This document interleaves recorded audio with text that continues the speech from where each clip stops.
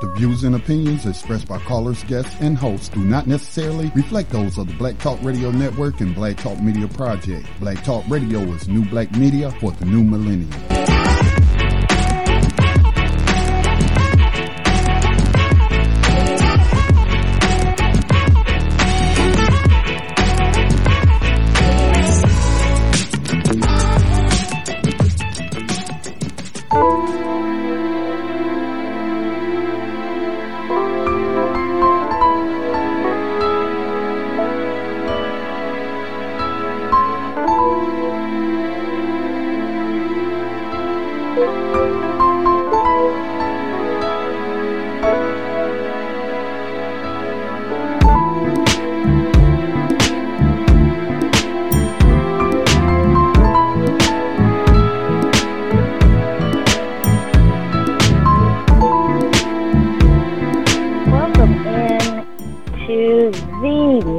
Body and Spirit Radio Show tonight. It is Wednesday, September the 20th, 2017, progressing on through this month of September.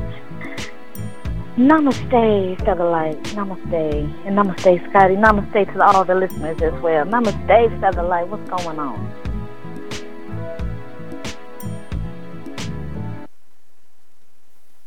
Namaste, Featherlight. Are you there?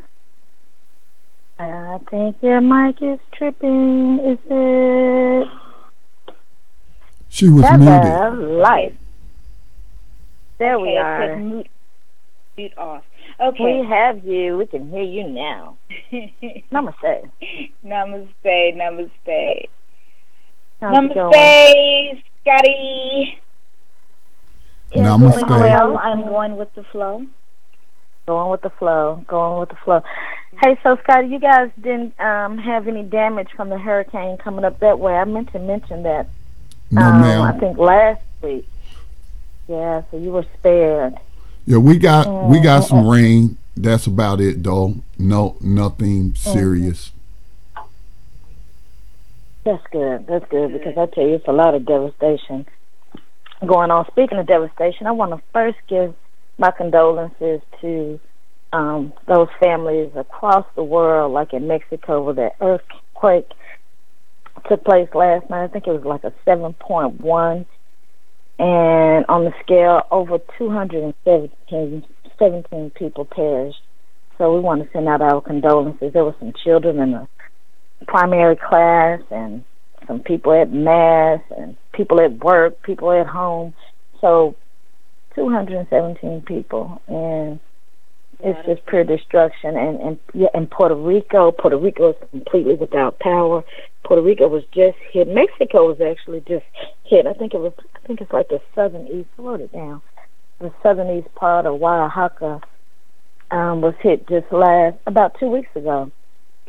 So Mexico is having some turmoil, and Puerto Rico was already having some turmoil with their economy, and now all these islands have been wiped out. Now, you know, just briefly, Baba Dick Gregory, may he rest in power, peace be upon him, used to speak about how the hurricanes would start in the Horn of Africa and come all the way around where those slave ships traveled, and they would go through those islands and right up the coast.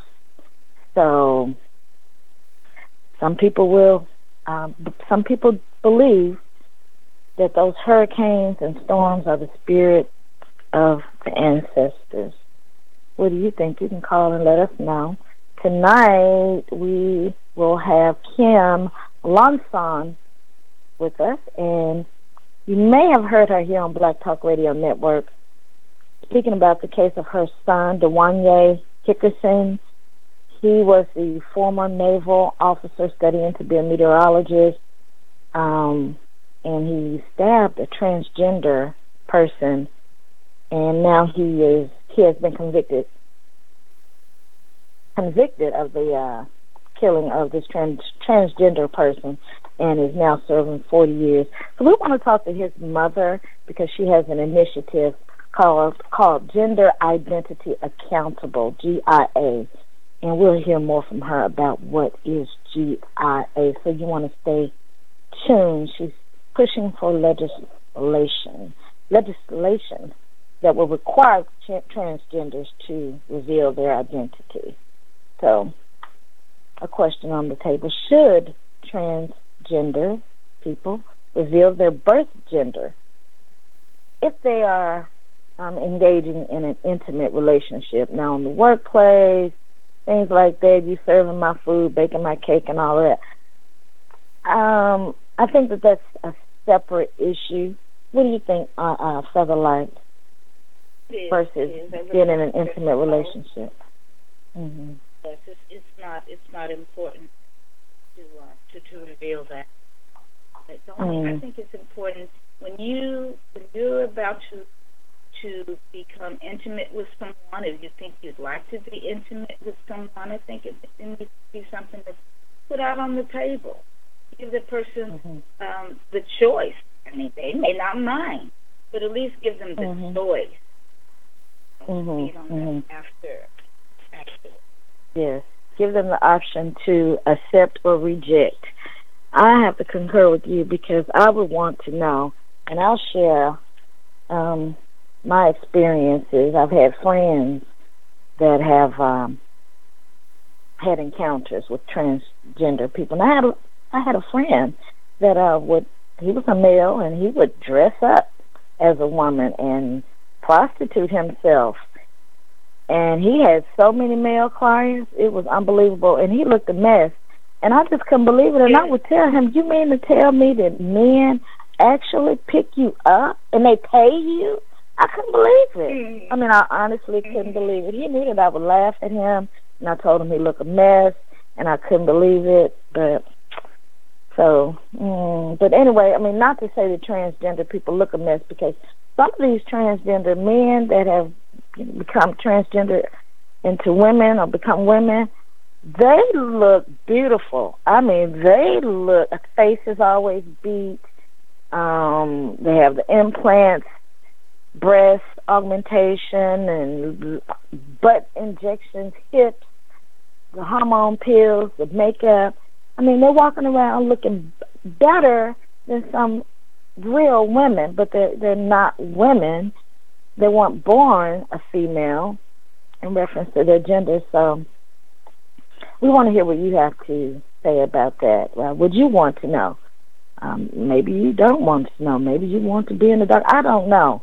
But we'd like to hear what you think, and we are certainly going to hear from Kim Malonson, because her son seems like he may not have even received fair representation through the court system, through the judicial system. So, Featherlight, they can call in and share their thoughts and commentary. How can they reach us?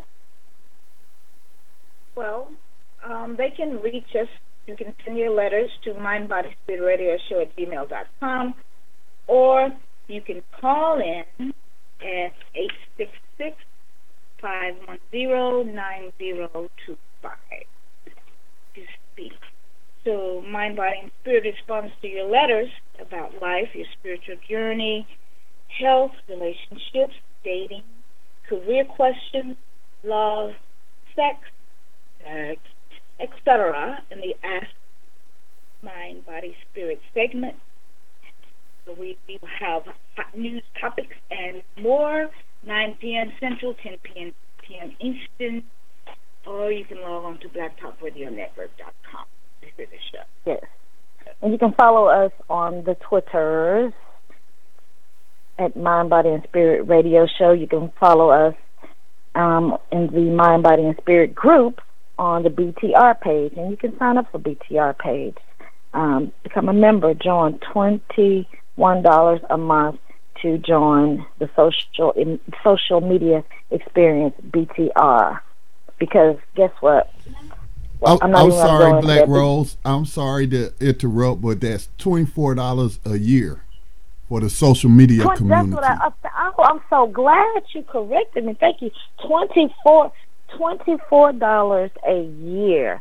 $24 a year to sign up for the BTR experience, where you can share your commentary, your news articles, your thoughts, your wisdom, your foolishness.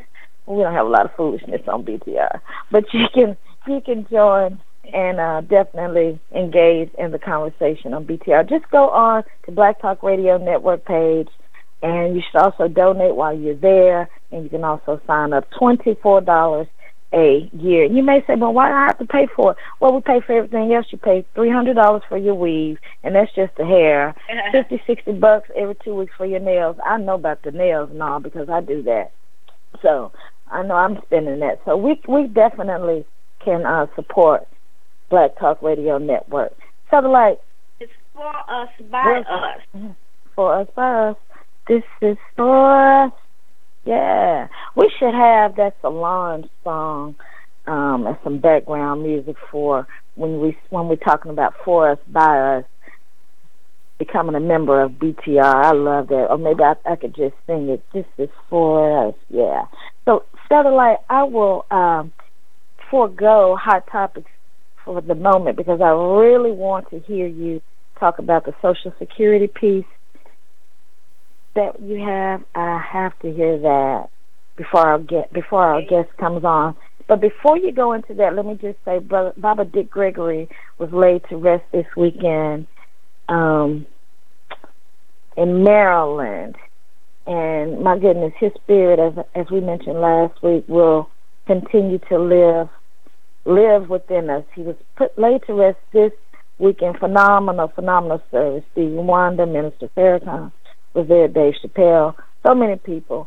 So we love you, Baba Dick Gregory. We love you, we love you, we love you. And the Emmys were grossly remiss in their duties in not paying homage to Baba Dick Gregory during the Emmys ceremony. They know they could have. What was it? There was a mention of Jerry Lewis, who passed the day after Dick Gregory. So how could you forget Dick Gregory? Come on, a historical figure like Dick Gregory. Anyway, that's okay because we'll take care of him at our own awards ceremony. We'll take care of our own. That's right. Yeah, to show you what our mind is. Yeah, a bunch of know-nothings deciding on the program. So anyway, Satellite, you want to share something with us about Social Security? Let me share my quote of the week first.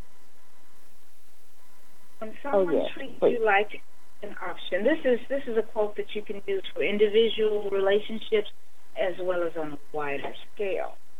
When someone treats you like an option, help them narrow their choices by removing yourself from the equation. That they treat you like an option, help them out. Let me make this easy for you. Let me just kind of step out, and you don't even have to worry about it. And the second quote that goes along with that, if they act like they can live without you, help them do it. Help them. Let me make this easy for you. So it won't be I'll make this very easy. That's right. Yeah. I will not give myself a headache. I will not give myself a headache, nor you. That's right. Okay, so I like those quotes. Thank you so much. I love them, and we should all pay attention to it. You can look at this in any kind of way you want, in an individual, one-on-one relationship, or, as I said, on a wider scale. If a group of people act like they don't need you, okay, see ya. All right, so this was passed on to me from someone. It's about Social Security, okay? So it's some information that the people coming who are working now, what is this, the millennials, maybe even your generation, Black Widows. The Social Security check is now, or soon will be, referred to as a federal benefit payment. This isn't benefit. It is our money paid out of our earned income. Not only did we all contribute to Social Security, but our employers did too. It totaled 15% of our income before taxes. Now, if you average about $30,000 per year, over your working life. That's close to $180,000 invested in Social Security. If you calculate the future value of your monthly investment in Social Security, it's like $375 per month, including both you and your employer's contribution. At a meager 1% interest rate, compounded monthly, after 40 years of working, you now have more than $1.3 million saved. This is your personal investment. Upon retirement, if you took out only 3% per year, you'd receive $39,318 per year, or $3,277 per month. That's your money. That's almost 3 times more than today's average Social Security benefit of a measly $1,230 per month. That's all they give you, according to the Social Security Administration. So you can Google it. It's a fact. And your retirement fund would last more than 33 years until you're 98 if you retire at age 65. I can only imagine how much better most average income people could live in retirement if our government had just invested our money in low-risk interest-earning accounts. Instead, the folks in Washington pulled off a bigger Ponzi scheme than Bernie Madoff ever did. They took our money and used it elsewhere. What's his name? Madoff. Okay. I believe it's Madoff. They forgot, or they knew, that it was our money they were taking. They didn't have a referendum to ask us if we wanted to lend the money to them, and they didn't pay interest on the debt they assumed. And recently they told us that the money won't support us for very much longer. So why are they still taking it out? But is it our fault that they misuse our investments? And now, to add insult to injury, they're calling it a benefit, as if we never worked to earn every penny of it. Just because they borrowed the money doesn't mean our investments were a charity. So let's take a stand. We have earned our right to Social Security and Medicare. Demand that our legislation brings some sense to our government. Find a way to keep Social Security and Medicare going for the sake of that 92% of our population who need it. Then call it what it is, our earned retirement income. Our earned retirement income. Retirement income. Yes. It's our money. Retirement. It's taken out every month. And then they have the audacity to say, well, it won't be here. Well, where is it going? Right. Where is it going? If people are constantly paying into it, where is it going? Where is it going? And don't tell me infrastructure, not when these potholes occur when it's raining and flooding and all of this craziness. So where is it going? Yeah. And we hadn't even talked about taxes or FICA, whoever that person is. I mean, so this is in addition. This is in addition to the taxes that they say they need for potholes and crap like that. This is something else. This is all a Ponzi scheme. They're talking about Bernie Madoff. Please, all of this crap is a Ponzi scheme. Paying to go to college is a Ponzi scheme. Why wouldn't you invest in my education so that I can come back and be a productive citizen, so I can infuse my city or my state or my country with the knowledge that I gained? That doesn't even make any sense. You want to charge me and have people in debt so they can barely pay back a student loan, and you can't have it forgiven unless you go into certain sectors. I mean, it's ridiculous. Ponzi scheme. Don't even get me started. But thank you for sharing that information about Social Security. When you shared that with me, I was just blown away. I was completely befuddled. These people have the audacity to act like they're doing something for you when they're actually using your money in the stock market in their little game, their Ponzi scheme. It's ridiculous. Ridiculous. All right. Did you share your quote? Yeah, you shared your quote. Cool. Okay. So, well, I guess I can share my hot topics. Did you have anything else, Phil? Oh, no, that was it for me for now. Okay. So, quickly, I'll just share my hot topics before, share a few hot topics before our guest comes on. So, also, I want to give my strength to those people in Puerto Rico. The eye of the storm of Maria, Hurricane Maria, hit Puerto Rico, and it's recorded as like one of the most powerful storms since 1928. And Dominican Republic also is struggling with some mind-boggling destruction, according to the Prime Minister. Wait, I think it was Hurricane Irma, I believe, actually hit first and left Puerto Rico powerless. And then with this Hurricane Maria, I think most of the island is completely now powerless.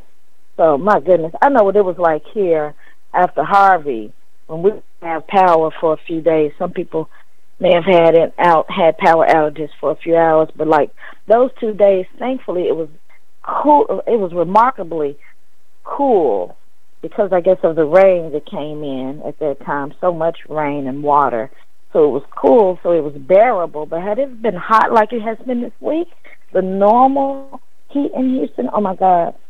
But I just do want to speak on this too. Alex Jones, somebody I used to listen to years ago, don't listen to him anymore because he adds a lot of hyperbole to his reporting unnecessarily. And so Alex Jones had this story about people in Houston looting after the hurricane and all of that. I went over in that area about 2 weeks ago that Alex Jones said he extrapolated from Twitter, somebody's Twitter feed, Twitter feed. And I tell you, I said, what in the world is he talking about? Those people over there were in 4 or 5 feet of water. Their homes, the whole neighborhood is destroyed. I don't think anybody would have been shooting any guns at anybody trying to rescue them because the people that I spoke with were only able to grab their cell phone and their purse or wallet or something like that. They had no time to grab anything because the bayous were released, and there's a bayou right in the center of that neighborhood. So many homes were affected. So we're talking about bayou water coming 4 and 5 feet in your home on the street. So people were looting what? Some wet stuff, some poop covered stuff. Some bayou covered stuff. Oh, they shooting at rescuers while they in 5 feet of poop water? I don't think so. I don't think so. So anyway, I just think that was ludicrous, and you really have to check these stories that some of these people report. You really do. Everything that's out there. You can't. Did you hear Issa Rae's comment at the Emmys when she was asked who is she rooting for? And she said, I'm rooting for everyone that's black. And so people have been having their opinions on her comment in terms of her rooting for everyone that's black. I was upset that Power wasn't nominated for any awards. You know, I love Power with Omari what's his name? Omari Hendricks and Notori Naughton. Oh my God, I love Power. 50 Cent's show on Stars, which he's moving to BET. So it wasn't nominated. I'm hoping that Power would win maybe some Image Awards or something. Maybe, I don't know. I just think that they're really displaying some phenomenal acting in that series. I enjoy it. I know it's a little gangster and all that. It's my one little gangster movie that I'm watching, that I was watching during the season. You know. So anyway, also briefly, you watch Power. Don't you think it should have been nominated for an Emmy, Featherlight? Well, let me just say this. I do not expect someone that hates me to give me candy. You know, I mean, it's clear. I mean, from the Oscars of last year, the year before, whatever, we should not expect the system to recognize what we consider to be crime. I mean, their idea and our idea is totally different, and we should expect our own to acknowledge our own. Because to be honest with you,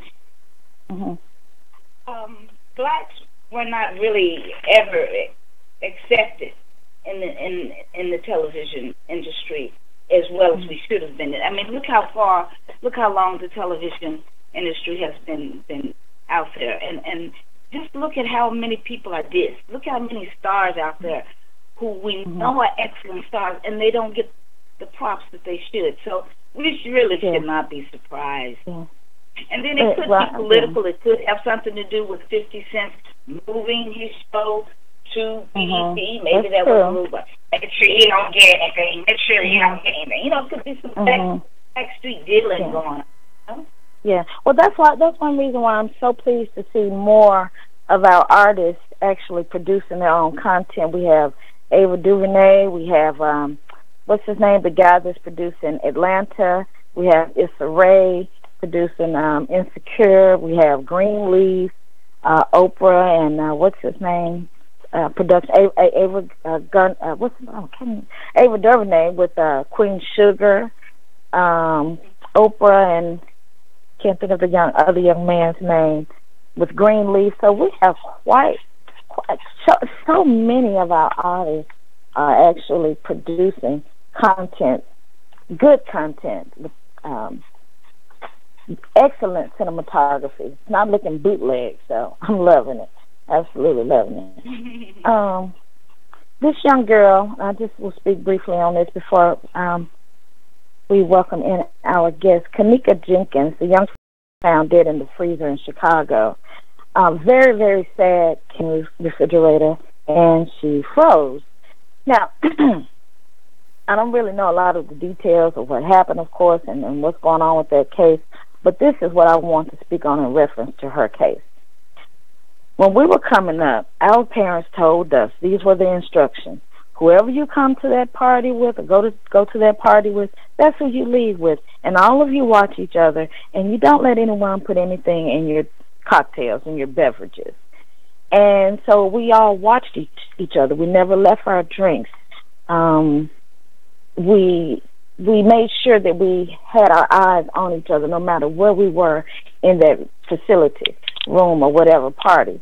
So my thing is, let's get back to really, really taking that time and talking to our children about being out and the friends and company that you keep. Because I know that there was a lot of talk on the social media about her friends had to know, Kanika's friends had to know what happened, or why didn't they know what happened? Why was she able to disappear? What happened? What happened? It just doesn't make any sense. So could we please get back to taking some time and talking to our children? I know some of your children may not want to talk to you. They may don't want to listen. You feel like they don't want to listen. But I can remember as a child, we did thought we thought that we were wise and knew everything and could pull something over our parents. But many of those conversations did stick with us. And so we knew that our parents gave us this specific instruction, and we would remember that it would kick in at certain times. So just talk to your children, because this is such a sad case that she was separated from her friends somehow, and this is what happened to this young girl. I think she was only like 19. Yes, 19. This happened on September 9th. So condolences to her family as well. We want to welcome in our guest tonight. We have a topic tonight that is very controversial. This was a case that was in the news. I remember when the story came through my feed, and I was like, oh, my God.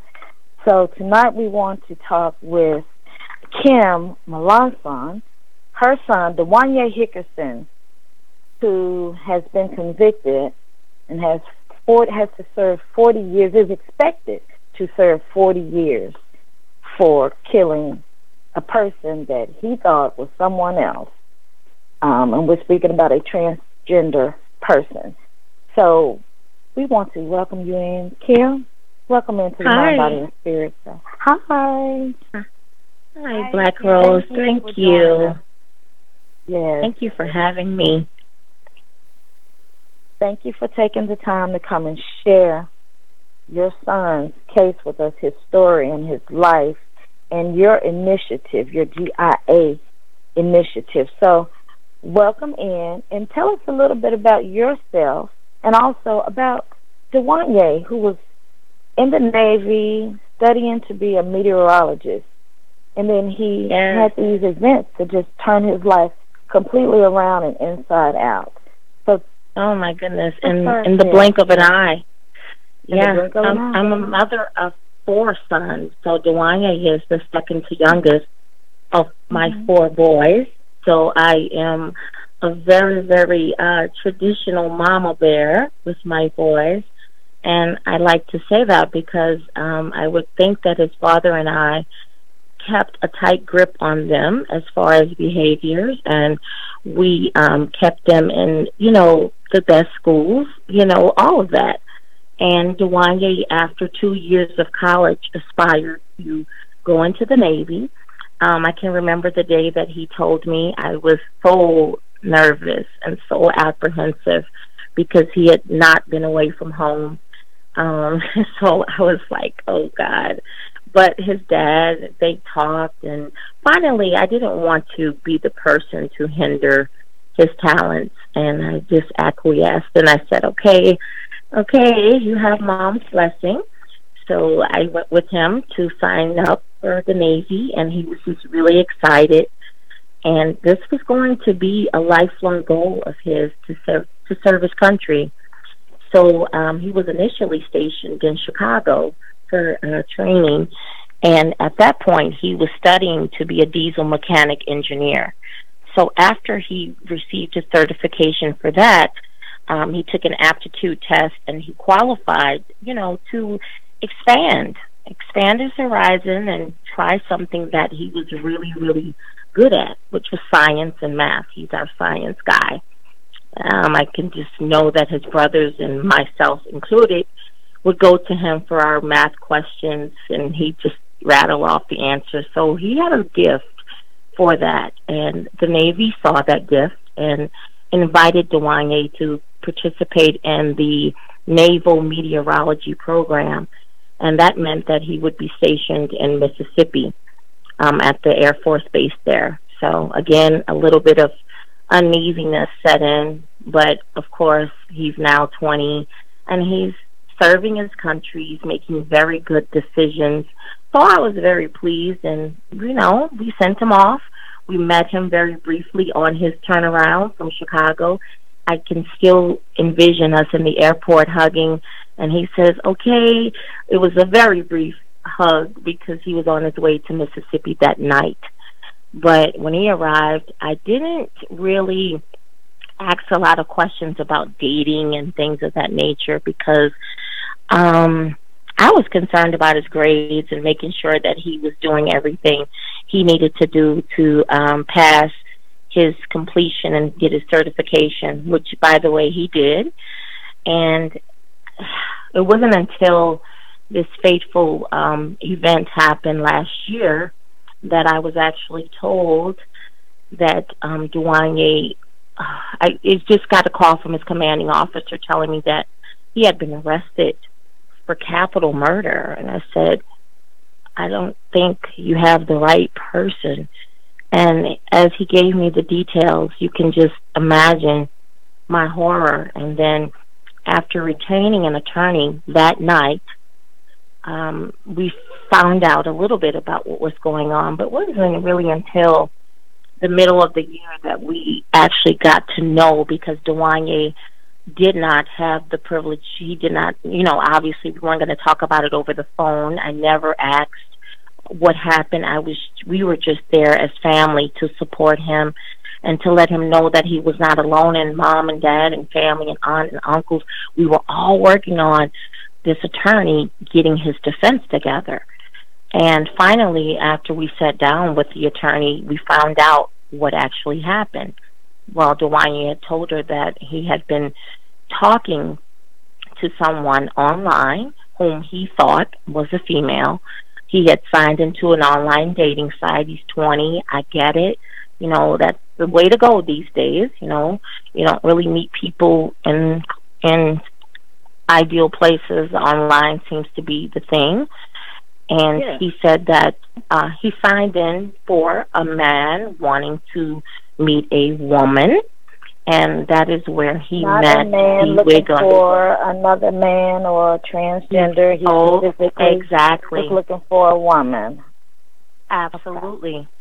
And so over that, that's where he encountered Dee Wiggum. So over 3 months or so, they had been communicating. He also advised that the individual had canceled on him several times. So there were several attempts to meet up, and they all failed. And so he's, wasn't worried about it. He's going about his life. And then an event that was held in Mississippi where he was stationed had their paths cross.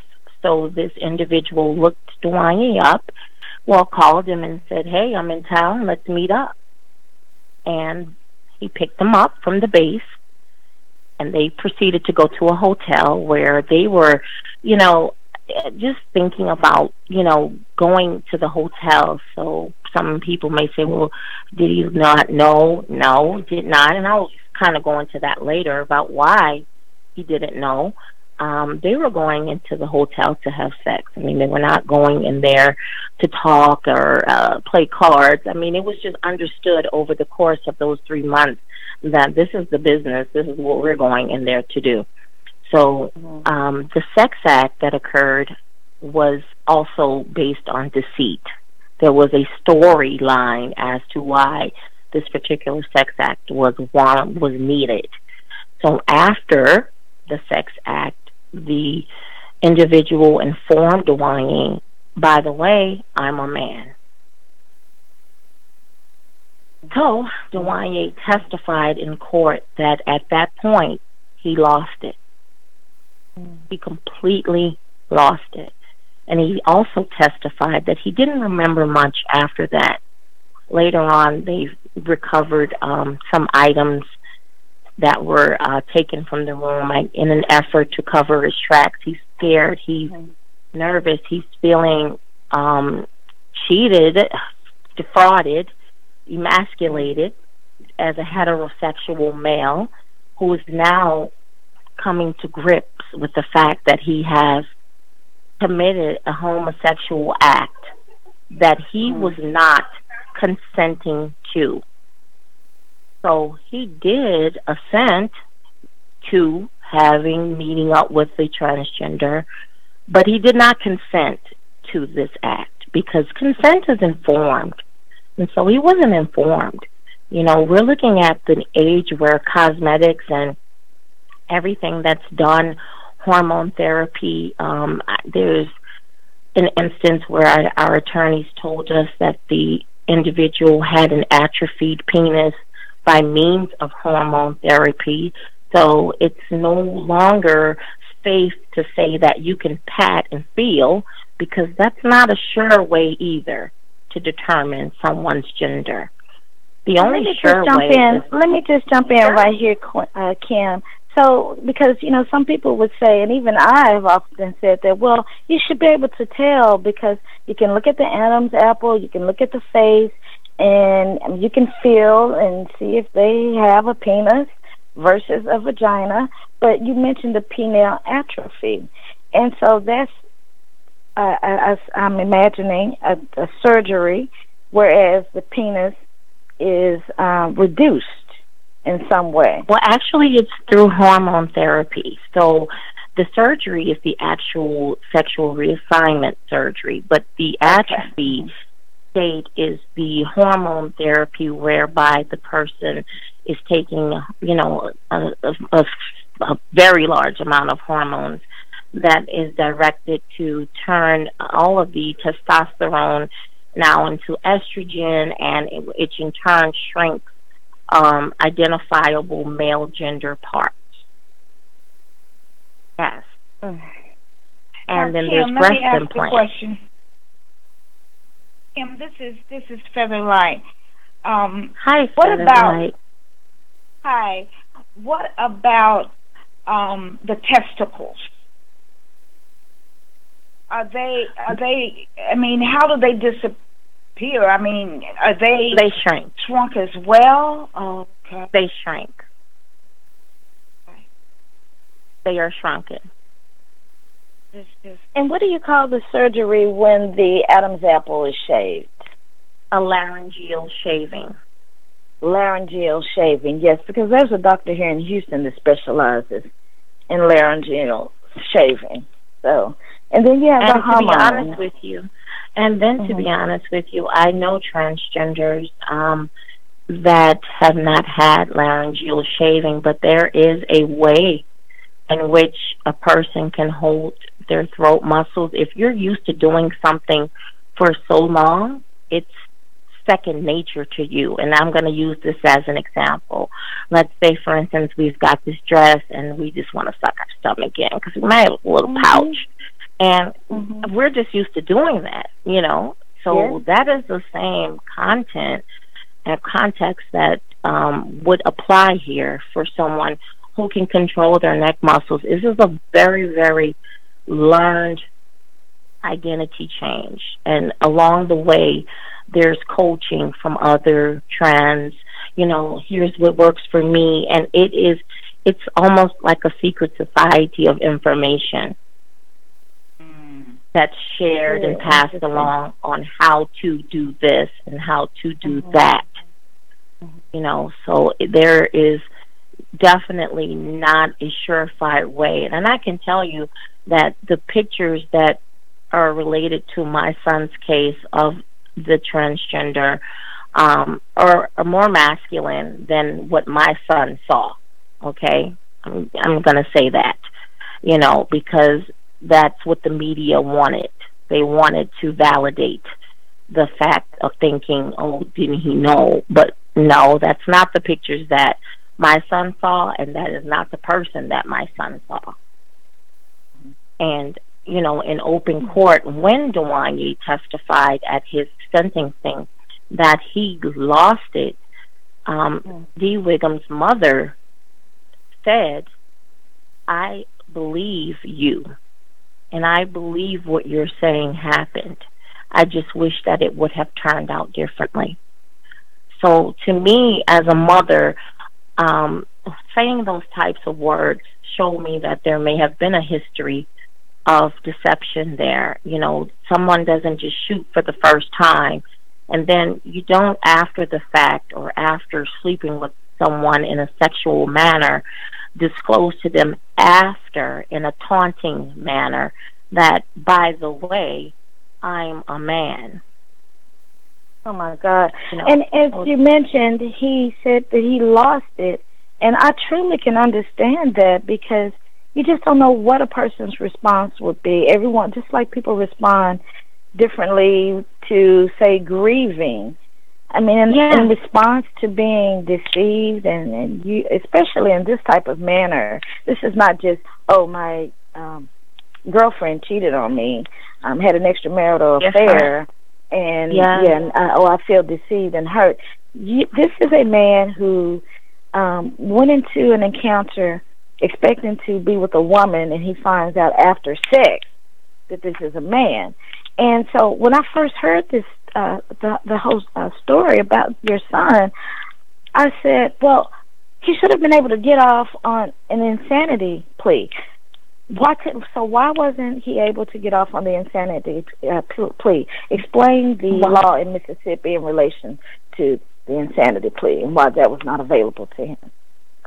So that was one of the things that we wanted to use because it was a clear case of a crime of passion, temporary insanity, diminished capacity, or whatever, the legal terminology for that is. However, we were told by counsel that there is no such thing as a temporary insanity plea in the state of Mississippi. A person would have to be functioning with no faculties whatsoever. So this would be a person who is just completely gone, Charles Manson, if you will, and someone who didn't have the faculty to read or write. And these were the terms that the insanity plea meant in Mississippi. And, of course, Dewanya did not qualify for that. He's a very smart young man who would never have had this happen under any normal circumstance, but this isn't a normal circumstance. So the temporary insanity plea was null in Mississippi. We were told that by counsel at the beginning of this, that, can't go for that. No, that's not going to work. This is not temporary insanity. There's no such thing. It's impossible to prove.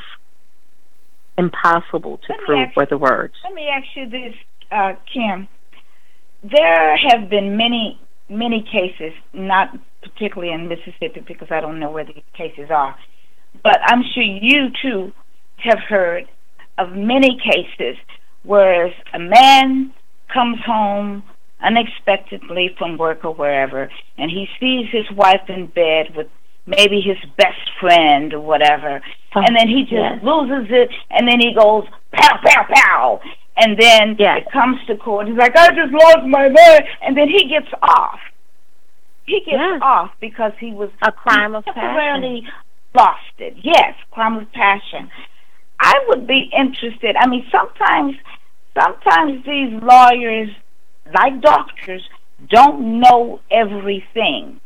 And it is up to us to do a little research of our own, because I would be interested to know if there are any cases whatsoever in the state of Mississippi where there was a crime of passion and somebody did get off, and then you could use that as a, whatever the word they call it.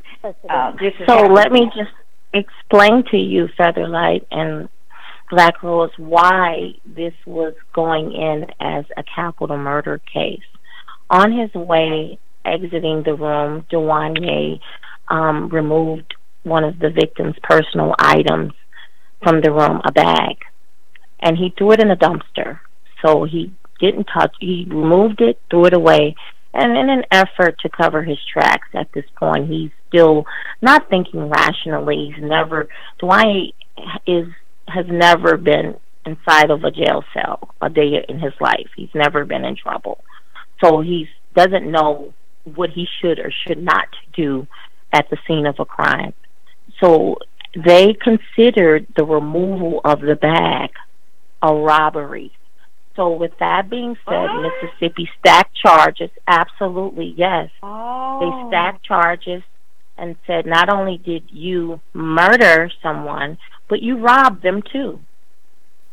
Oh my goodness. Yes, and our attorney counsel did not fight to say, at best, this is obstruction. At best, destruction of property.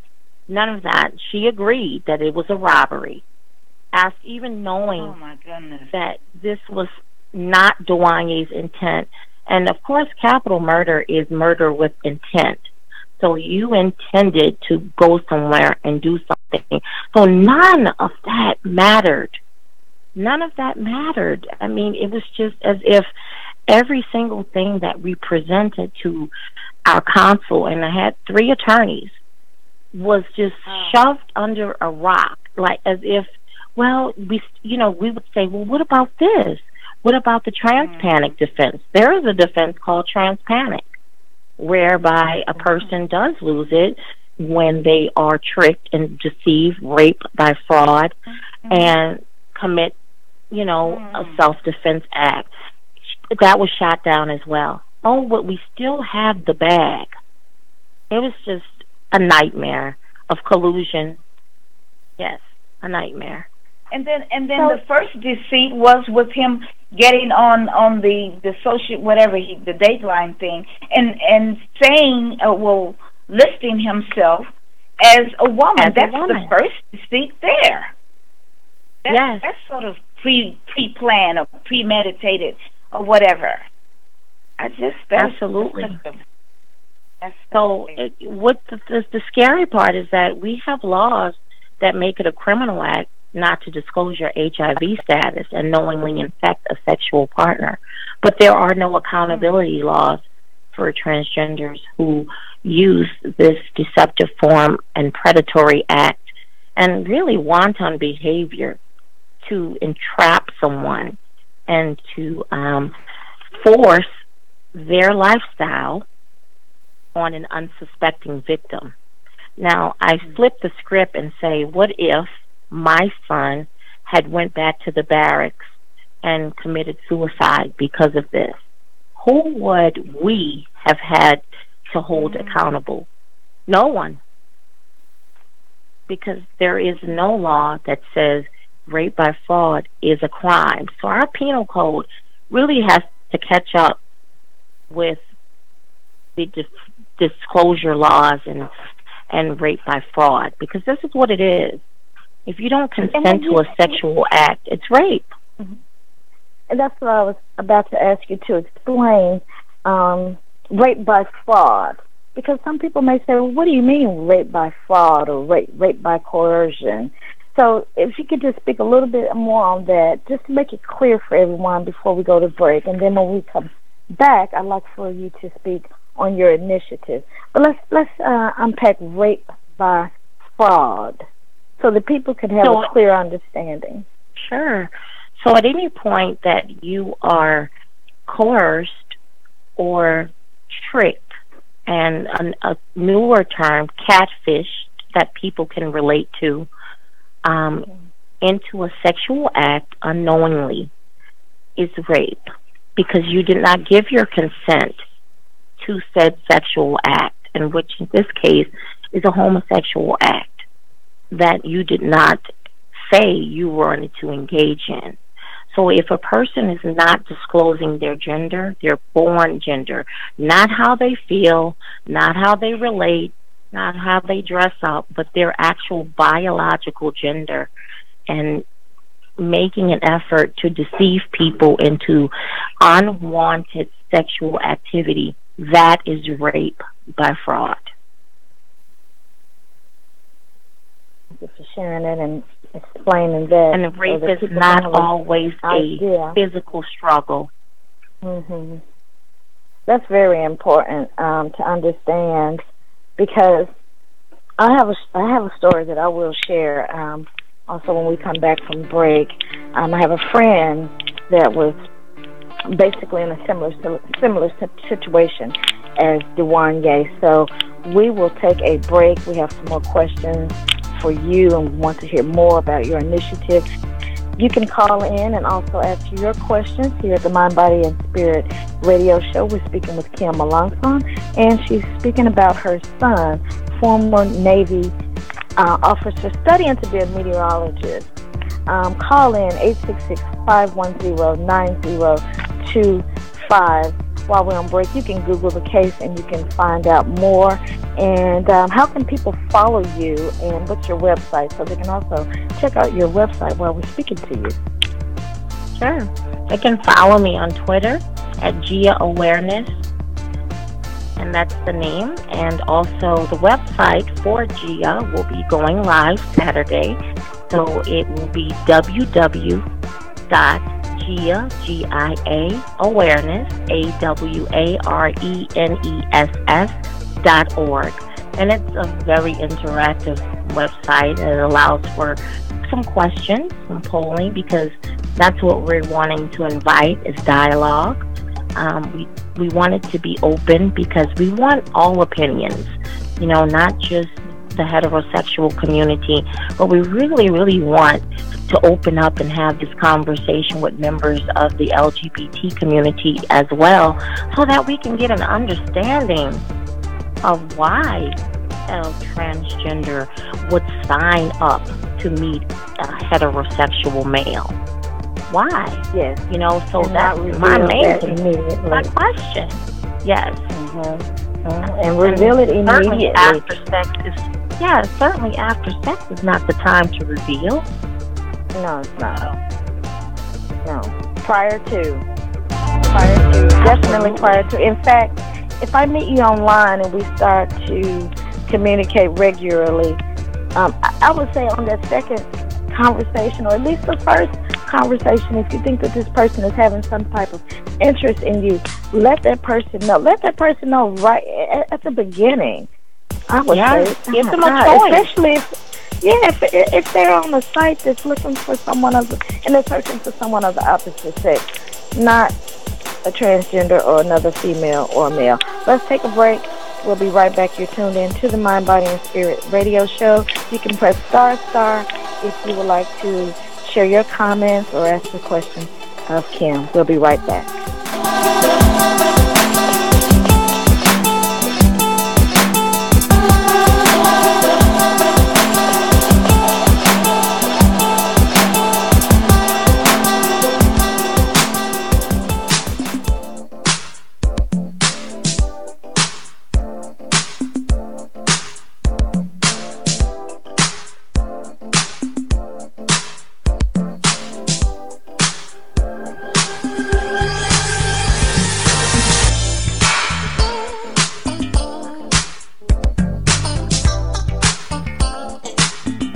Okay, and we're back here at the Mind, Body, and Spirit radio show. Scotty, I couldn't hear the music. Could anyone else hear the music? No, I couldn't either. I couldn't hear the music either. I couldn't hear it. So I was so anxious to come back to Kim, so we'll just come right on back to Kim. If you have any questions about her son's case, and we're getting ready to speak about her initiative, you can just press **. You can call in 866-510-9025. Follow us on Twitter, and also you can follow us on the BTR Mind, Body, and Spirit radio show group page. So welcome back, Kim. You're speaking about your son. Yes, and really, I thank you so much. Really, I just feel like the prosecutor, not the prosecutor, but the defense attorney was very remiss in their duties and didn't actually go through the whole process of due diligence in defending your son. Not at all. Yeah, it just seems like so many ways, especially here in the South, that his case would have been viewed as pure deception. He was lured. Yes, he lost it. And this could have very well happened. As tragic as it is, of course we don't want a person to lose their life. But however, and I don't mean to say but it's just, you can't deceive a person like this and not expect some type of possible negative or even violent reaction. So, exactly. Yes. Tell us about your initiative. Your initiative. Mm-hmm. Yes, GIA, the purpose of GIA is stemming from Dewanya's incident, but it is not just about him. This could be a friend of mine's child or just the story that I read, and I still would have saying it is an effort to save lives, because more than anything, there's an increasing alarming rate of transgender deaths in our country. And I'm not saying that some of those are not hate-fueled. I can't speak on behalf of everyone, but I just know that my son's incident was not of hate.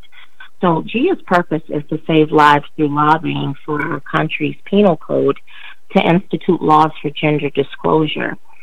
A lot of the issues that people have is understanding what consent means.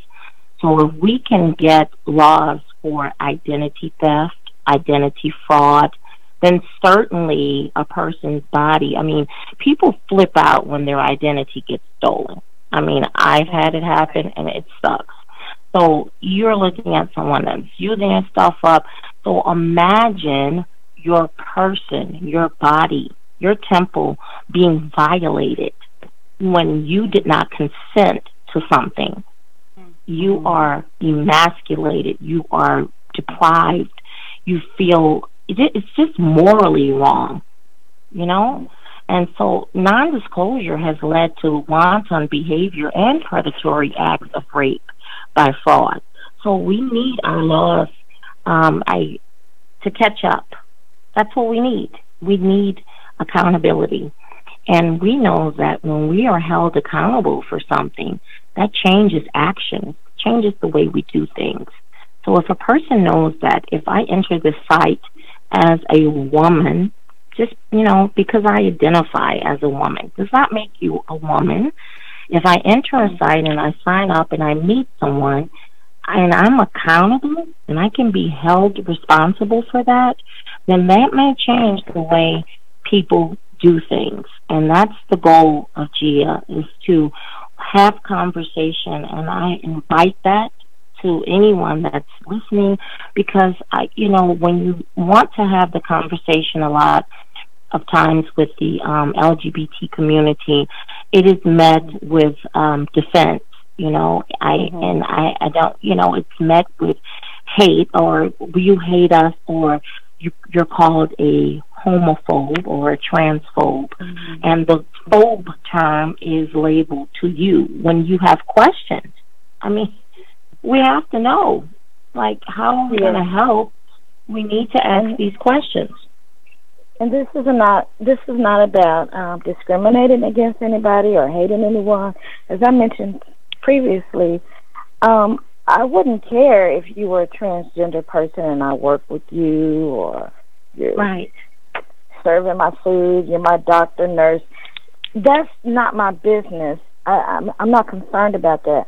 I am concerned if we are engaging in an intimate relationship. I think we have someone that may want to share a comment or ask a question. Area code 702. Do you have a question or a comment? Hello. Thank you for allowing me to speak. I do have a couple of questions. My name is Fred from Ohio. The first question I had for Ms. Kim, because I definitely I can see the importance of this, and you kind of touched on it just a few moments ago. How it would seem like if the LGBTQI, what have you, if that community, if they feel that they are in any way, shape, or form, especially the white part of them, if they feel like they're being attacked in any way, shape, or form, if it's not being celebrated, then they do get very defensive. So really, how have you been able to kind of address those concerns? And like you said, because I understand, and I've also had conversations, I'm a black female, and I've had conversations with black males just kind of showing concerns, like heterosexual black males, like, well, how would they feel? Like, that does kind of seem scary that if you are attracted to a natural-born female, if you then are, misled into thinking that a person is a transgender woman, you don't know, then how would they feel? So that would be the first question. And just the second question is, I agree that there definitely should be some type of, notice, especially before you start even, maybe even kissing or, touching or whatever, but can have some type of intimate act. But then I feel like maybe their retort would be, as soon as you might come out and say that, you are a transgender person, you might immediately be attacked.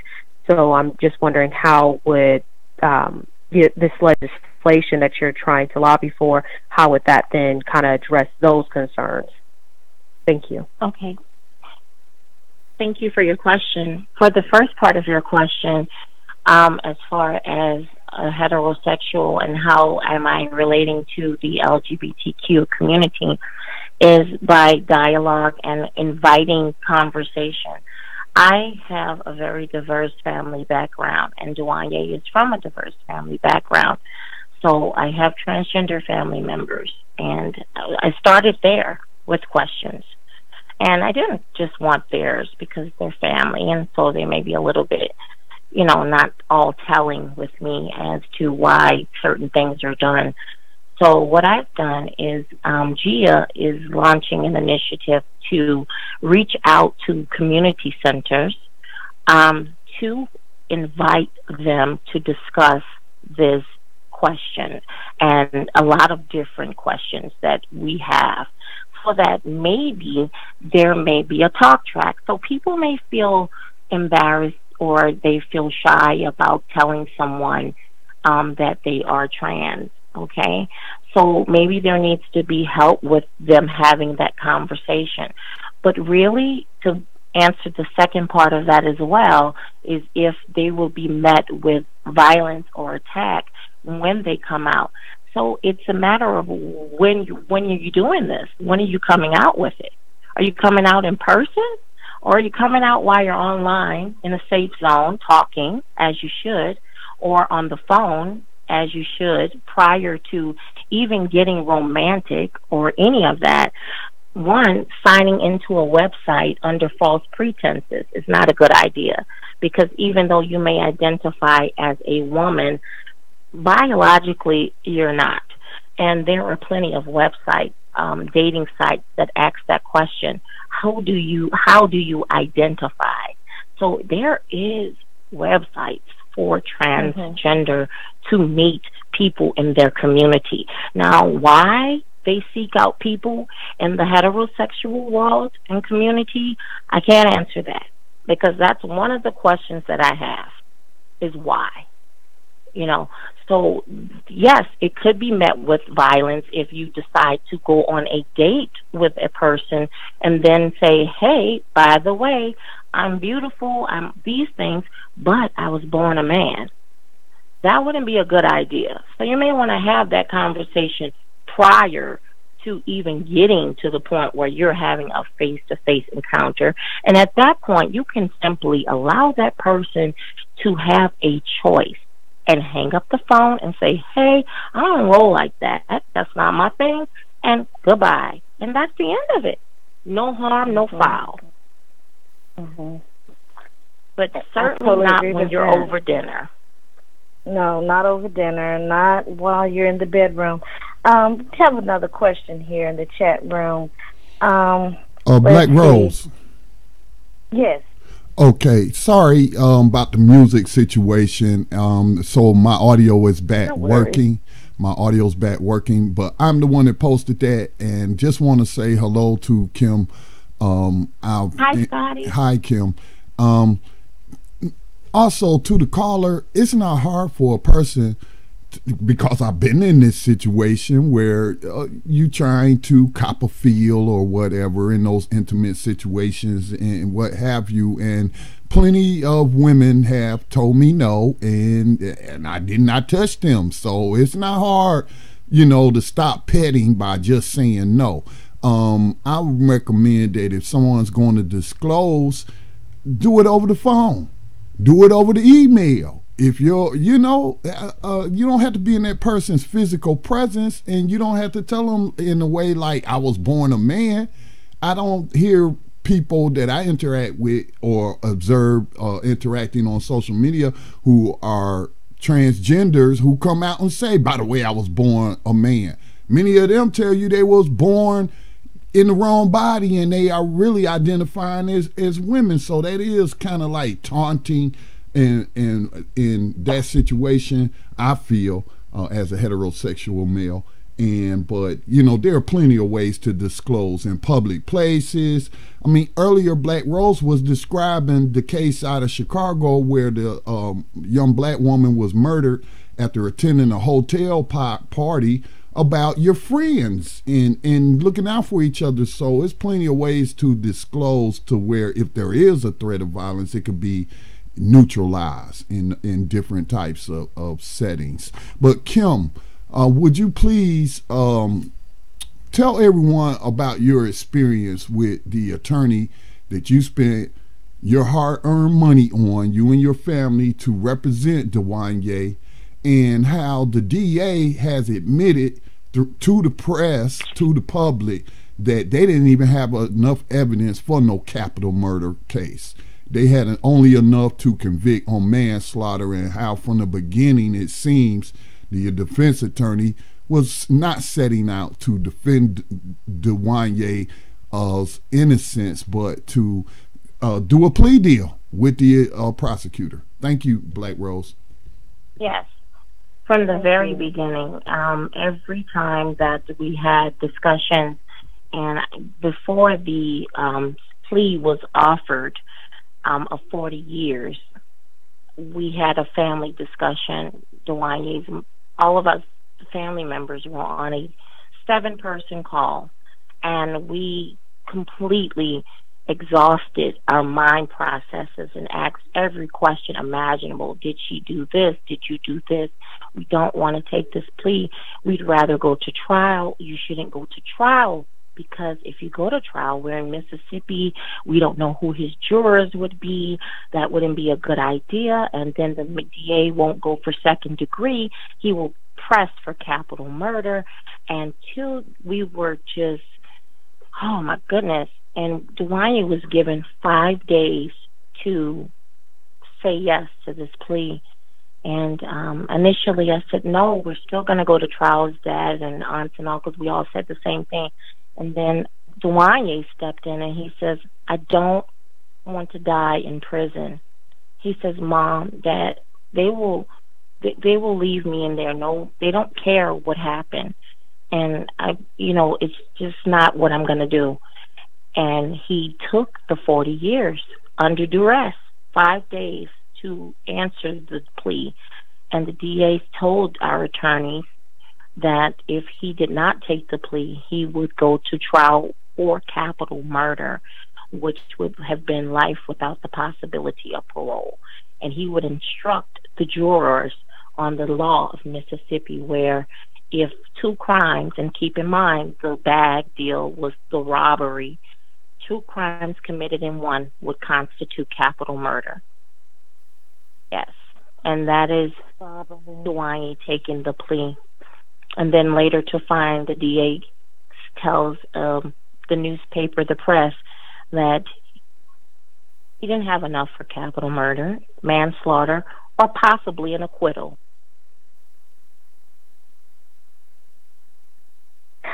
Yes. And this is what really enrages me, because we have these defense attorneys that really don't seem to defend citizens as they should properly, period. No. Because when I heard this case, I was like, oh my God, that seems like such an easy case for a defense attorney to win. I mean, if George Zimmerman can get off for killing Trayvon Martin, surely Dewanya would have been able to have been acquitted for this. All charges dropped. I have another question. It's heartbreaking when we read that, and I immediately showed it to the lawyer. I said, "What is this?" Because at this point, we're enraged. What is this? She says, "Oh, that's the DA's way of covering his butt." He didn't mean any of it. He had to say that because people were getting on him for giving Dewanya a plea deal. So she's still thinking that she did Dewanya a favor. 40 years, and he's 21 years old. That is life. Someone had another question. Yes. Yes. The last thing I wanted to ask is, I was just looking up different laws, because I know that there are some states, at least one. I found one in California where it said something about an online criminalization law. It's SB 1411. And I was wondering if maybe Ms. Kim has maybe looked into something similar to that, where if someone impersonates someone else, then they can be fined up to $1,000 or spend a year in jail. And it looked like it was passed back in 2011. So maybe if that would be something to consider. Thank you for that. Yes, we looked at several precedents of cases, but again, it was my attorney, three-team attorney's job to do the due diligence for which we hired them for, and unbelievable because we all still, family members included, still looked up cases and referenced, and every single thing that we brought to her was shot down because, and she says, well, that's a great idea, but we still have the robbery. Oh, my goodness. It just really sounds like she was in collusion with the DA. Absolutely. Just to make a deal. Just to make a deal. Well, listen, we want to have you to come back because I know that there's more that you can share, and we definitely need to follow the case and not forget about this because it seems like, not just with your initiative, the GIA initiative, but also just following the case and seeing what can be done. Can he be released? Can he be acquitted? Can these charges be dropped? So how can people follow you again? And you said the website will go live on Monday? On Saturday. On Saturday. And the website is www.giaawareness. So it's GIAAWARENESS.org. And I'm on Twitter and Facebook. So the Facebook group is G.I.A. and Twitter is Gia Awareness. Just Gia Awareness at Twitter or however you say it. I'm just starting to get into social media with this initiative. All right. So at Gia Awareness is how we can follow you on Twitter. Yes. Right? Mm-hmm. Okay. All right. Okay. Instagram? Any Instagram or Snapchat or anything like that? No, I don't have Instagram or Snapchat. Not yet, anyway. Well, I don't have Snapchat.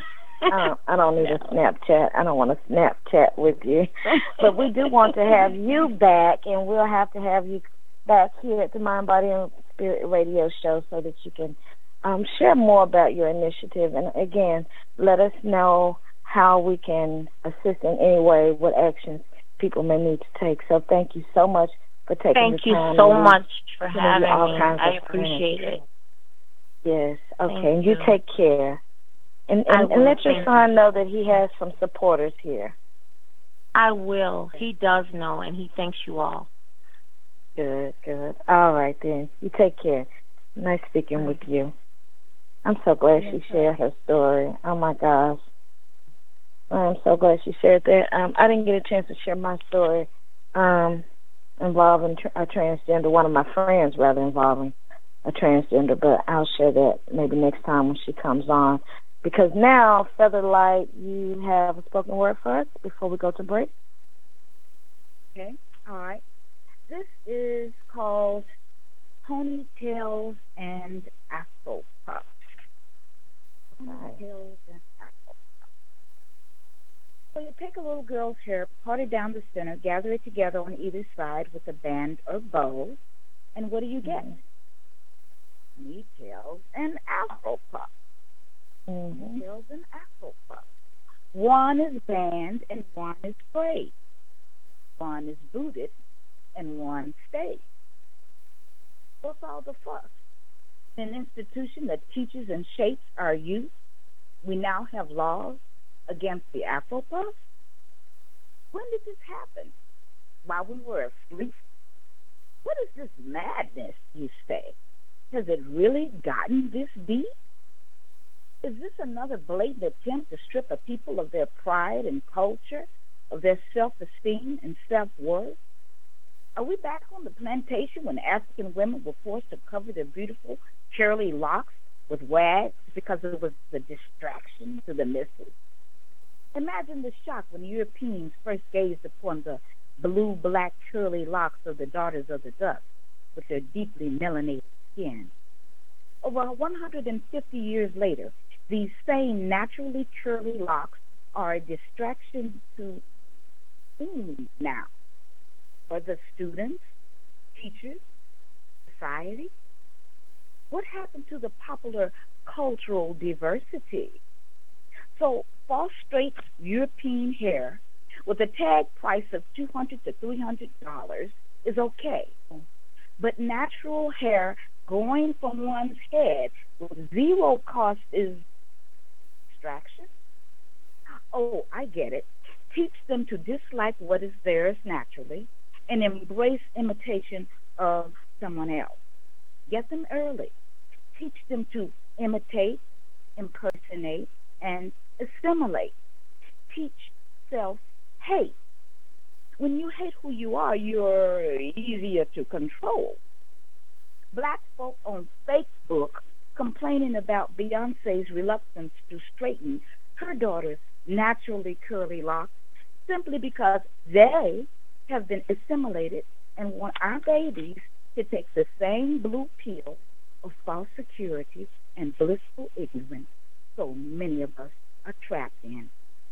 Are we back in the 70s when full halo afros were banned in the workplace?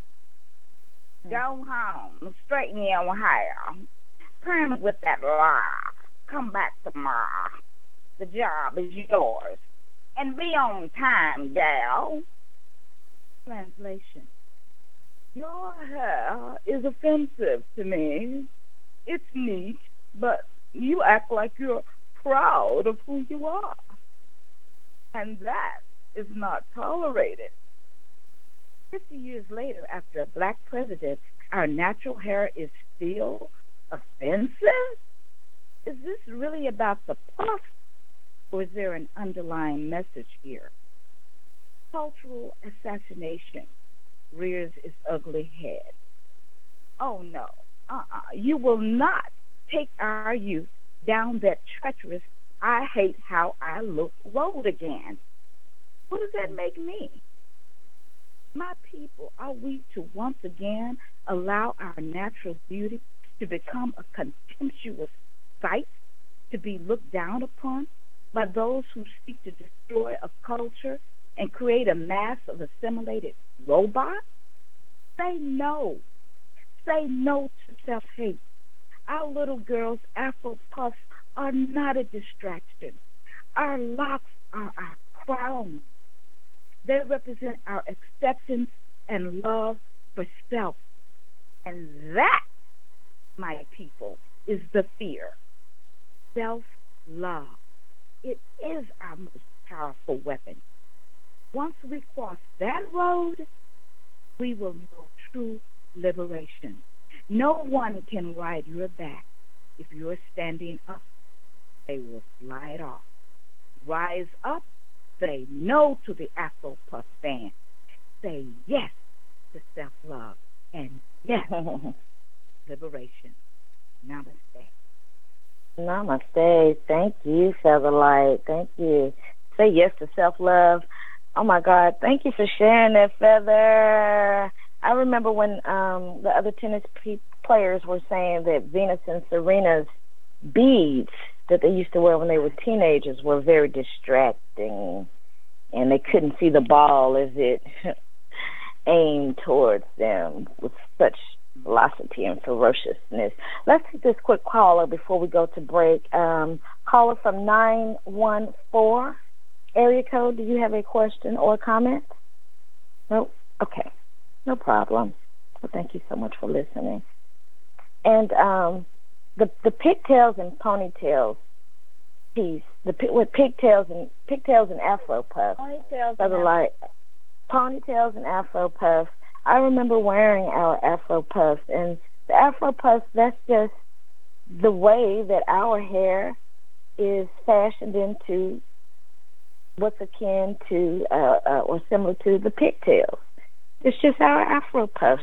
And now students in some schools, they have this hair dress code where they can't even wear their ponytails. And I think that's just cultural assassination. Our culture is assassinated in so many ways. Take a break and we'll come right back with our African Spirit piece. We are honoring David Walker, abolitionist David Walker. We'll be right back.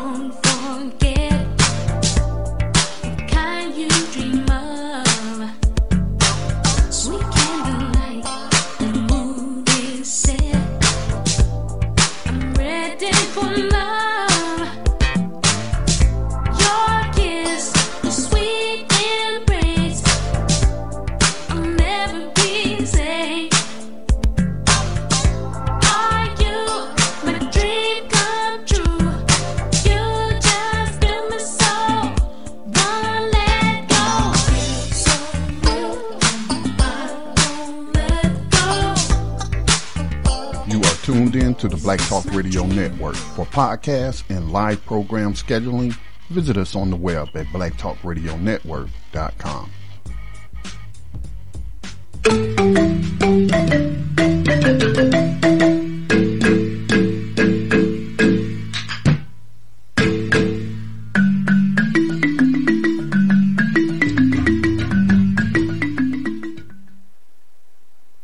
All right, we're back here at the Mind, Body, and Spirit radio show, and we are honoring for our African Spirit segment tonight abolitionist David Walker. David Walker was born September 28, 1796 in Wilmington, North Carolina. He died August 6, 1830 at the age of 33. Suspiciously died, may I add, in Boston, Massachusetts. He was an abolitionist and a journalist. He was an outspoken African-American abolitionist, writer, and anti-slavery activist. Though his father was a slave, his mother was free, so therefore he was free.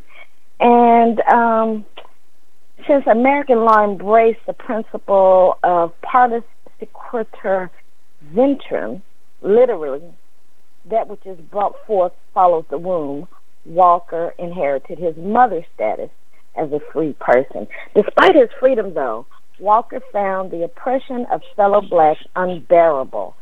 He said, "If I remain in this bloody land," he later recalled thinking, "I will not live long, cannot remain where I must hear slaves' chains continually, and where I must encounter the insults of the hypocritical enslavers."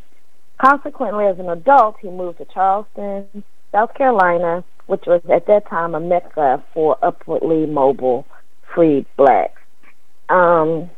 Slavery was abolished in Massachusetts after the American Revolutionary War, so Walker settled in Boston in 1825. He spoke publicly against slavery and racism, and by the end of 1828, he had become Boston's leading spokesman against slavery. Additionally, he served as a sales agent and a writer for the New York City short-lived but influential Freedmen's Journal in 1827. And in 1829, while living in Boston, Massachusetts, he published an appeal to colored citizens of the world, a call for black unity and self-help in the fight against oppression and injustice. The appeal brought attention to the abuses and inequities of slavery and the role of individuals to act responsibly for racial equality, according to religious and political tenets. At the time, some people were outraged and fearful of the reaction that the pamphlet would have. Many abolitionists thought the views were extreme.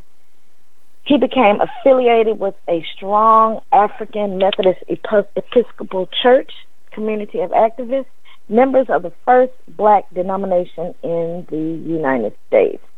Now, the title page of the 1830 edition of Walker's appeal to the colored citizens of the world, let me go back. In September 1829, when he published the appeal, there were 4 articles together with the preamble to the colored citizens of the world. The purpose of the document was to encourage readers to take an active role in fighting their oppression, regardless of the risk, and to the white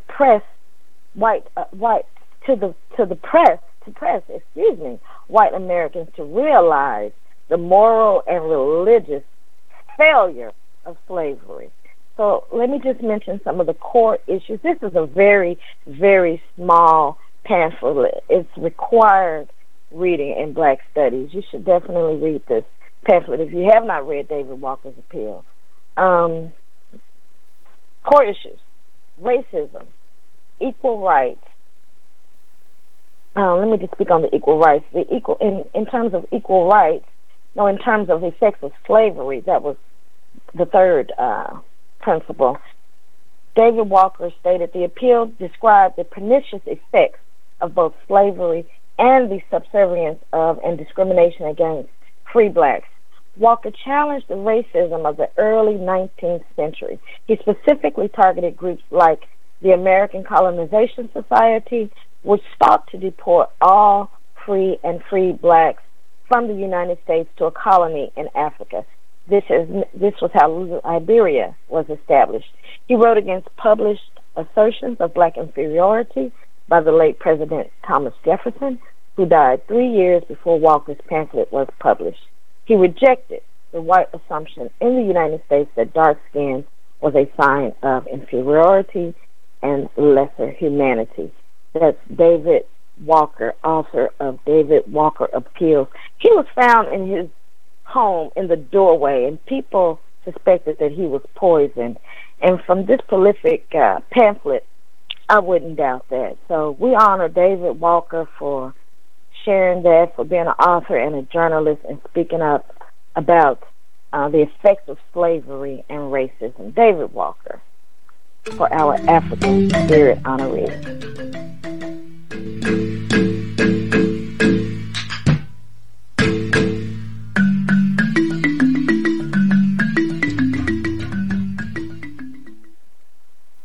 All right, and we're back. You read that? Yeah. Good.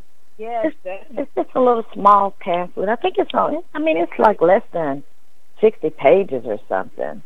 It's small. I read it years ago. If you have a question or comment, just press star, and you can unmute your mic and share your thoughts with us here at the Mind, Body, and Spirit radio show. You can also catch this episode on the Black Talk Radio page, where you can also go on that page and donate and sign up for the BTR experience. Follow us on Twitter, follow us on Instagram, and follow our group on the BTR group page on the BTR page. So feather light. Feather light, feather light, feather light. You have some love the body for us, and what else do you have? You always have something good for us to close out. Love the body and R&R. By the way, what I'm about to share, I'm going to share a recipe to remove toxins that nourish the cells, and also some great benefits of a very common herb called sage.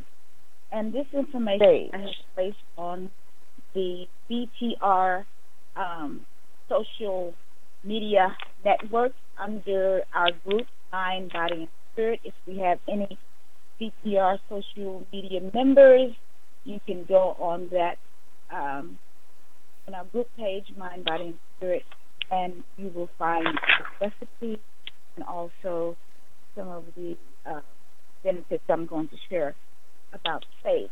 And I will put on the regular Facebook later, but it's already on the BTR. So sign up. BTR for us, by us. So here's the recipe. By the way, let me give you another quote. Let me give you a quote on health. So healthy doesn't mean a salad. Okay? Healthy isn't a measure of your weight. Being healthy involves your mind, your spirit, and your heart, just as much as it involves your body. Each person's version of healthy is different. For instance, sweets don't make you unhealthy, but sadness will. Sadness will make you healthy. Did you say sadness? Sadness, being sad, always sad. That's unhealthy. It has nothing to do with food. Okay, here is a recipe for a mean green smoothie. This smoothie is full of nutrients and is packed with superfoods. Kale, ginger, and lime juice actually help flush toxins from the body.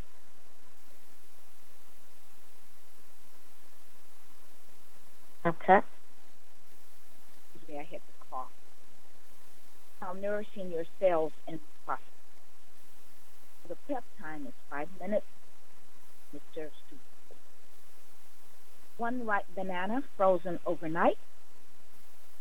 3/4 cup spinach, loosely packed. 3/4 cup curly kale, stems removed. 1/2 cup carrot, chopped. 1 teaspoon of freshly grated ginger. 1 tablespoon of fresh parsley. And 1 teaspoon of fresh lime juice. 1 teaspoon of what? Fresh lime juice. 8 ounces of Did water. you say? Or ice. Did you say fresh lime juice? That's lime, Lime. Okay. Having a hard time hearing you. That seems to happen to me every show. I don't know why. You're sounding a little better now. I was trying not to cough. I suddenly have this coughing spell when it's my time to speak. Let me run this back over once more, just in case somebody missed the ingredients. 1 ripe banana, frozen overnight. 3/4 cup spinach, loosely packed. 3/4 cup curly kale, stems removed. 1/2 cup carrot, chopped. 1 teaspoon freshly grated ginger. 1 tablespoon fresh parsley. 1 teaspoon fresh lime juice. 8 ounces of water and 4 ice cubes. Place all of the ingredients in a blender and blend like crazy until you get your desired consistency. If you want a smoother consistency, use more water or less ice. So now I always add about a tablespoon of chia seeds to every smoothie that I make because it's full of nutrients and it's so good for you and it's just do it. So feel free to do that. Now, sage. Everybody is familiar with sage. You use sage, you mostly think of sage when you're doing dressing. Dressing without sage is not dressing. But sage is also a healing herb that has been used for thousands of years. People have used it to provide relief from gastric pain and also to stop bleeding. It is a natural disinfectant. And there's a saying that goes, he who has sage in the garden does not need a doctor. Sage plant in your garden works as a natural insect repellent, keeping your carrots, cabbage, strawberries, tomatoes, and marjoram fresh. You can also use sage to help your gray hair regain its color and strength. You will find the instructions on the DPR social media page under the group Mind, Body, and Spirit. I have time. Okay. Since dried sage leaves are fairly common, you can put them in your closet to keep it insect-free from moths and what have you. Sage leaves are commonly used for cooking, but also burning the dried leaves is a great way to make your home smell amazing, and it's also used spiritually to cleanse the home and the items that you may purchase and bring into your home. You may buy something from Goodwill or thrift store. You need to cleanse those things, cleanse the energy from previous owners, okay? To whiten your teeth, you can rub fresh sage leaves directly on your teeth. You can also rinse your mouth with lukewarm sage tea to help prevent cavities. Rinsing your mouth with sage tea also helps to naturally freshen your breath. Those are the benefits of sage. We listen to those. It's just some sage. We keep it. I don't run out of sage. I always have sage. I burn it, and I also cleanse my home periodically. I think you can put in and like me. Okay, here's another little tip. Drinking water immediately upon rising. Very good for you. Not only does it flush out the waste that has accumulated overnight while you're sleeping and your body is doing what it does while you're sleeping, but it's also good for headaches.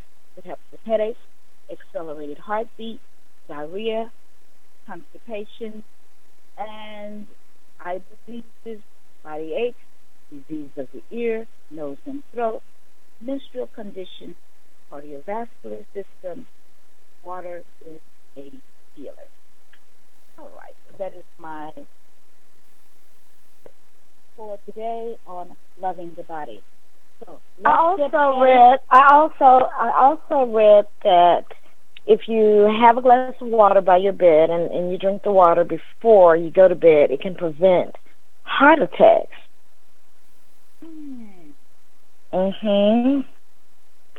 Yeah, it's a heart attack prevention technique or method or treatment. I'm not sure it was specifically what to entitle that, but yes. So drink some water, your lemon water, before you go to bed, and when you rise, I always have my water left over from the night, so I can wake up and just drink some more water as soon as I wake up. Keep water by my bed. I mean, that's something that I must go to sleep with, a glass of water. In fact, I have more than a glass. I've done before I go to bed, and then in the night, and then I wake up, I have the rest of it. Even when I'm visiting someone, I must have it. Okay, so tonight we are going to do something a little bit different for our R&R. So if possible, will you please stand, knees relax, elbows relax, as if you're about to sit. Place your hand on. Okay. Hey, Featherlight? Yes. Featherlight? Yes. I hope that everybody else is able to hear you, and maybe it's just my headset, but I'm not hearing the directions for this breathing. So I'm not sure if it's your mic or if you're moving the mic or something, but we really want to hear the instructions, and I know I can't hear them, so I hope that everybody else can. Can we just start over and try to speak a little louder? Mm-hmm. Okay. All right. So, if you can, if possible, and relax, the tailbone relax. Hey, Black Rose, I think that's her line. Featherlight, if you don't mind hanging up and calling back in, but yes, that line is very inaudible. It wasn't like that earlier, so if you could reestablish a new connection, that would really help. Okay. All right, that would be great. Because I know I always need to hear that breathing piece that she shares. I need to hear that breathing, because that breathing and pranayama is so healing, so healing. I really enjoyed our guest tonight, Kim Alonso, and I can't wait to have her come back on to share some updates and just keep us informed about her GIA initiative. I'm really looking forward to her coming back on. Let's see if Featherlight has reestablished her line. We'll see. She'll come back on in just a second. All right, let's see. Let's see if we can hear you more clearly now, Featherlight. Got the headset going and your microphone perfected. Welcome back. Namaste. Me now? Hello? Yes. That's even worse. Sorry. That's even worse. I don't know what's going on with her line. I don't know what's going on either. I don't know what's going on. Well, I guess we'll have to stick with tonight because Okay, because we really can't hear you, and I sure hate that because I want to hear your breathing. Maybe can you try to adjust your headset? We only have a few more minutes, but it's enough time for us to hear the breathing segment. It's like the volume's way down. Yes. I haven't done anything different. Oh, okay. And it sounds like you're in China. Oh, my God. Well, all right then. Well, I mean, you both are in Houston, and so I'm assuming she's on the telephone, and so who knows what the issue could be.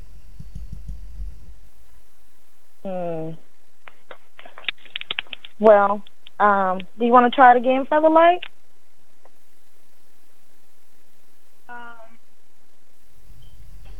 We only have a few minutes. No, just go on. Go ahead on with the breathing. I mean, if you can't hear me, it's no sense in my. We can hear you a little better now, but I know people are tired of us going back and forth saying, "Can you hear me?" and try it again. So let's just go ahead on and run through it. Maybe it'll sound better when people can go back and listen to the podcast.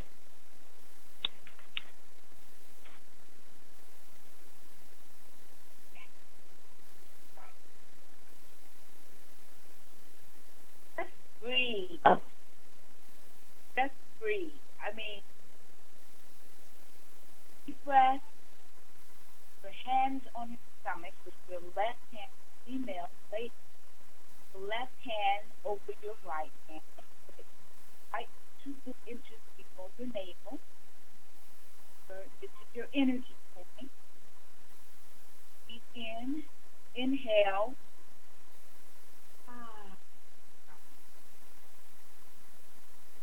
Relaxing. Inhale. Count to 4. Hold. Exhale to count up 6. And release all your worries from yesterday, your anxiety for tomorrow, plans, the frustration of not being able to hear me. And just relax and breathe. Breathe your stomach, not from your chest. Relax. Shoulders are relaxed. Put your shoulders. So really, really, really good R&R plan for you. But next week we will do better, and we will go through it next week. In the meantime, have a good week. Thank you for tuning in. Thank you for listening and being part. Namaste. Namaste. Namaste. Peace and good night. Thank you, Scotty. Thank you, listeners. Thank you for those that commented. And don't forget to log on to Black Talk Radio Network, where you can sign up for BTR, and you can also donate to our Houston Harvey Fund. If you just click on the link, you'll be able to access that donation page where we are raising funds for resources for people who have lost everything during Harvey and are trying to rebuild and repair their lives. Because I did not get a chance to mention this, but the monies that were raised through certain foundations have not reached many of these people in Harvey that are now having to pull out the drywall from their homes. They've lost everything from pictures, sentimental items, sofas, armoires, you name it. What you have in your home, just look around at everything in your home that's under 5 feet and imagine that is what many of these people have lost. So these funds that have been raised through certain organizations, it does not reach these people. So I wonder, what in the world are they waiting on? What are you waiting on? How can they even access this money? I have a friend that's been going on the Red Cross web page, on different other foundation web pages. J.J. Watts Foundation. They haven't even decided. Well, they have a release date. Well, a date when they will discontinue accepting funds, but there is still no actual plan as to how the funds and the monies will be dispersed to those victims of Harvey. So we're trying to raise funds not only to assist those people, but also for future floods, a response team for each neighborhood. We need boats, we need gear, we need generators. So we are planning for the future. We're being prepared. So thank you so much for tuning in. We'll be back on next Wednesday with Rob Aqua.